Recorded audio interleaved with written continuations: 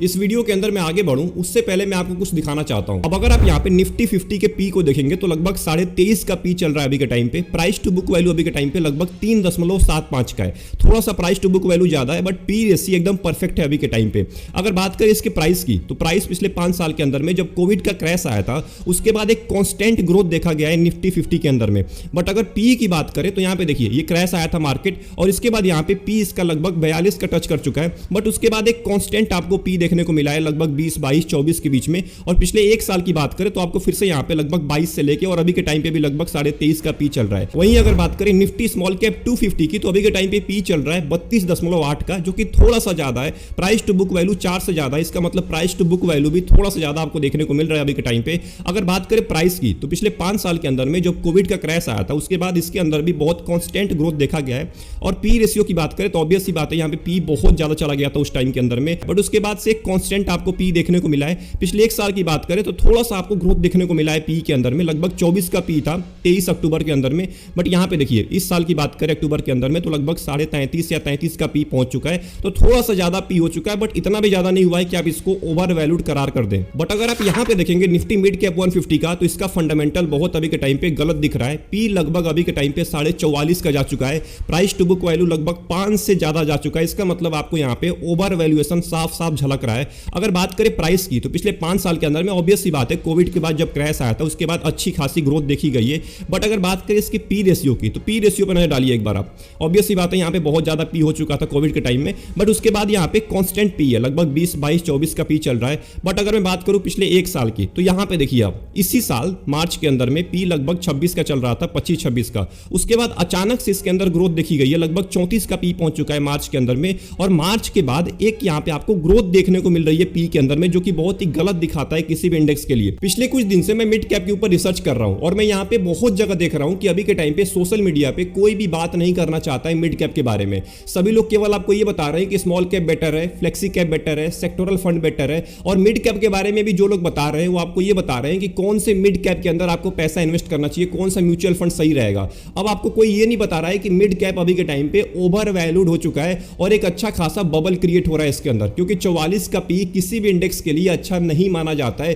कभी भी पी माना जाता है 20 से लेके 25 के बीच में अगर पी चल रहा है, यानी कि जो अभी के टाइम पे निफ्टी 50 का चल रहा है वो एक परफेक्ट पी माना जाता है। अगर किसी भी इंडेक्स का पी 25 से ऊपर जा रहा है, 30 से ऊपर जा रहा है, इसका मतलब ओवर वैल्यूएशन आपको उसमें नजर आना स्टार्ट हो जाती है। और मिड कैप 150 का पी तो 44 का 45 को टच कर चुका है। तो यहां पे अभी के टाइम पे जो मिड कैप कैटेगरी है पूरी की पूरी इग्नोरेंस में चल रही है। और सेबी ने मार्च महीने के अंदर में स्ट्रेस टेस्ट का स्कोर लाने को बोला था, और उस टाइम पे इसीलिए बोला था क्योंकि मिड कैप के अंदर और स्मॉल कैप के अंदर ओवर वैल्यूएशन दिख रही थी उस टाइम के अंदर में। और उस टाइम पे ऐसे बहुत सारे म्यूचुअल फंड थे मिड कैप को और स्मॉल कैप के जो स्ट्रेस टेस्ट में बुरी तरह से फेल हो गए थे। चलिए देख लेते हैं कि अगस्त महीने के अंदर में बहुत सारे ऐसे मिड कैप के म्यूचुअल फंड हैं जिन्होंने अपना स्ट्रेस टेस्ट का स्कोर लेके आया है। क्या मार्च के कंपैरिजन में अभी का स्कोर अच्छा है या उसमें कोई भी सुधार नहीं देखा गया है? अगर बात करें एक्सिस मिड कैप फंड की तो पहले इसको 12 दिन का टाइम लग रहा था 50% पोर्टफोलियो खाली करने में, अभी केवल 9 दिन का टाइम लग रहा है। डीएसपी मिड कैप को पहले 17 दिन का टाइम लग रहा था, अब केवल 10 दिन का टाइम लग रहा है। HDFC mid cap opportunity fund को पहले 23 दिन का टाइम लग रहा था, अब उसको 30 दिन का टाइम लग रहा है, मतलब 7 दिन ज्यादा लग रहा है। कोटक इमर्जिंग इक्विटी फंड को पहले 34 दिन का टाइम लग रहा था, अब केवल 20 दिन का टाइम लग रहा है। Motilal Oswal mid cap fund को पहले 10 दिन का टाइम लग रहा था, अब केवल 8 दिन का टाइम लग रहा है। And SBI magnum mid cap को पहले 24 दिन का टाइम लग रहा था, अब केवल 20 दिन का टाइम लग रहा है। बट यहां पे अगर आप कैश होल्डिंग देखेंगे, कैश होल्डिंग पे एक बार नजर डालिए। यहां पे HDFC mid cap opportunity fund लगभग 7.88% कैश होल्ड किया हुआ है। बट यहां पे एक बार नजर डालने वाली बात है, मोतीलाल ओसवाल मिड कैप के ऊपर तो लगभग 22% की कैश होल्डिंग है। सोचिए 22% आपका पैसा कैश में रखा हुआ है Motilal Oswal mid cap fund के पास। अब मैंने जब इसको पहली बार देखा कि मिड कैप कैटेगरी का टॉप परफॉर्मेंस वाला म्यूचुअल फंड 22% कैश होल्ड कर रहा है, तो मेरा जो डाउट चल रहा था ना ओवर वैल्यूएशन का, वो अब पूरी तरह से क्लियर हो चुका है। क्योंकि अब मेरे को साफ साफ नजर आ रहा है कि मिड कैप पूरी तरह से ओवर वैल्यूड हो चुका है। क्योंकि क्या है ना, कोई भी म्यूचुअल फंड का फंड मैनेजर अगर ज्यादा कैश होल्ड करना स्टार्ट कर दे तो ऑब्वियस सी बात है उसको ऐसा लग रहा है, उस फंड मैनेजर को ऐसा लग रहा है, उस म्यूचुअल फंड एएमसी को ऐसा लग रहा है कि अभी के टाइम पे मार्केट हो सकता है कि क्रैश होने वाला हो।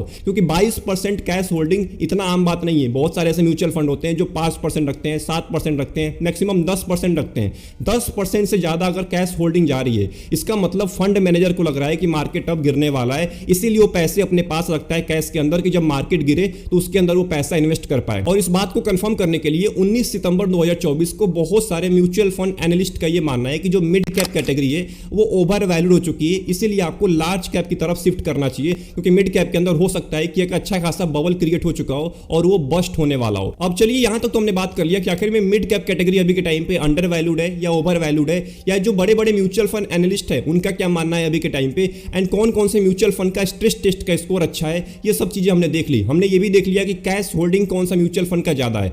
अब बात करते हैं मोस्ट इंपॉर्टेंट मुद्दे के बारे में कि जो म्यूचुअल फंड का इन्वेस्टर है, जो मिड कैप में ऑलरेडी इन्वेस्ट करता है या मिड कैप में इन्वेस्ट करने के बारे में सोच रहा है, उसको अभी के टाइम पे क्या करना चाहिए। क्योंकि ओवर वैल्यूएशन को देख के बहुत सारे ऐसे म्यूचुअल फंड के इन्वेस्टर हैं जो इस वीडियो को देखने के बाद भी बहुत सारा क्वेश्चन करने वाले हैं कि क्या हम मिड कैप के अंदर पैसा इन्वेस्ट करते रहे कि हम उससे एग्जिट करके दूसरे म्यूचुअल फंड में पैसा डाल दें। अब देखिए जो मिड कैप कैटेगरी होती है ये मोस्ट इंपॉर्टेंट कैटेगरी होती है स्टॉक मार्केट के लिए और म्यूचुअल फंड के लिए, क्योंकि इसमें आप लंबे टाइम के अंदर में, लॉन्ग टर्म के अंदर में एक अच्छा वेल्थ जनरेट कर सकते हैं। अगर आप इसमें पैसा इन्वेस्ट करते हैं तो आपके पैसे को टॉप 101 से लेकर टॉप 250 के बीच में, मतलब कि वो 150 कंपनी जो होती है ना उसके अंदर आपके पैसे को डाला जाता है, जो कि एक बहुत बड़ी कंपनीज भी होती है जिसके अंदर आपको स्टेबिलिटी मिल जाती है लंबे टाइम में और आपको एक अच्छा खासा रिटर्न भी मिलता है। बट एक बात का ध्यान रखिएगा, मिड कैप कैटेगरी में रिस्क ज्यादा होता है compare to large cap fund, but small cap से कम रिस्क होता है मिड कैप के अंदर। अब यहाँ पे जो सवाल निकल के आता है कि अभी के टाइम पे क्या इन्वेस्ट करना चाहिए या हम इन्वेस्ट कर रहे हैं तो क्या हम एग्जिट कर दें।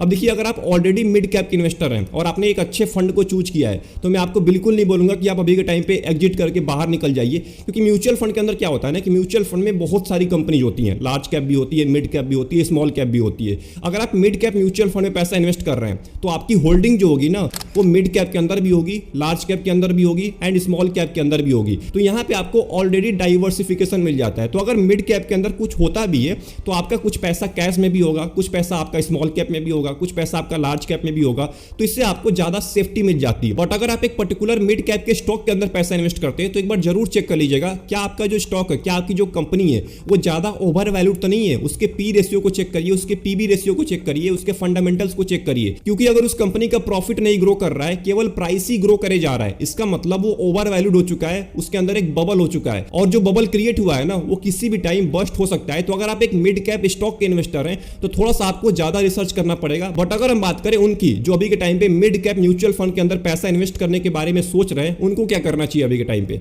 अब देखिए आपको सिंपल काम करना है, आपको मिड कैप के अंदर ज्यादा अपने होल्डिंग को नहीं रखना है, मतलब कि अपने पोर्टफोलियो का केवल आपको 20 से लेकर 30% ही आपको मिड कैप के अंदर इन्वेस्ट करना है। बट अगर आप ऑलरेडी करते हैं तो कोई दिक्कत नहीं है, बट अगर आप करने के बारे में सोच रहे हैं मिड कैप के अंदर इन्वेस्टिंग, तो अभी के टाइम पे आपको कम से कम 20 से लेकर 30% ही रखना है। बाद में जाके आप मिड कैप के अंदर बढ़ा सकते हैं अगर आगे कुछ नहीं होता है, अगर आगे इसका पी अच्छा हो जाता है, ओवर वैल्यूड नहीं होता है, ये फिर से अपने अच्छे पी रेशियो पे आ जाता है, तो आप बाद में जाके अपने होल्डिंग को बढ़ा दीजिएगा, अपने पैसे को बढ़ा दीजिएगा मिड कैप के अंदर। बट अभी के टाइम पे आपको केवल 20 से लेकर 30% ही मिड कैप कैटेगरी के अंदर पैसा इन्वेस्ट करना है, मिड कैप म्यूचुअल फंड के अंदर।